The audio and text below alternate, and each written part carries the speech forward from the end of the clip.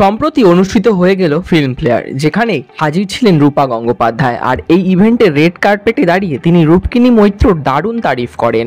এদিন সেটার জবাব দিলেন খোদ পর্দার বিনোদিনী। এদিন রূপকিনী মৈত্র ফিল্মফেয়ারের সেই ভিডিও তার ইনস্টাগ্রাম স্টোরিতে শেয়ার করেন এবং রূপা গঙ্গোপাধ্যায়কে ধন্যবাদ জানান তার কথার জন্য। এদিন অভিনেত্রী লেখেন, এমন একজন আইকনের থেকে এই কথা, এটা শুনে সত্যিই দুর্দান্ত লাগছে। অনেক ধন্যবাদ রূপা গঙ্গোপাধ্যায় ম্যাম, আপনার ভালোবাসা এবং এই কথার জন্য। সোমবার 17ই মার্চ ফিল্মফেয়ার অনুষ্ঠিত হয়েছিল। রূপা গঙ্গোপাধ্যায়ও এসেছিলেন। এই বিশেষ অনুষ্ঠানে তাকে অন্যান্য সময়ের মতোই সাদামাটা বেশে দেখা গেল। পরনে ছিল তাঁতের শাড়ি, চশমা। সেখানে এদিন রেড কার্পেটে যখন রূপা গঙ্গোপাধ্যায়কে জিজ্ঞাসা করা হয় যে বর্ষিয়ান অভিনেত্রীর মতে বর্তমানে টলিউডের সবচেয়ে গ্ল্যামারাস এবং স্টাইলিশ মনে হয়, তখন তিনি অকপটে নাম করেন রূপকিনী মৈত্রের। রূপা গঙ্গোপাধ্যায়ের কথায় সবথেকে গ্ল্যামারাস আমার মনে হয় রূপকিনী মৈত্রকে, ও মানুষ হিসেবেও দুর্দান্ত।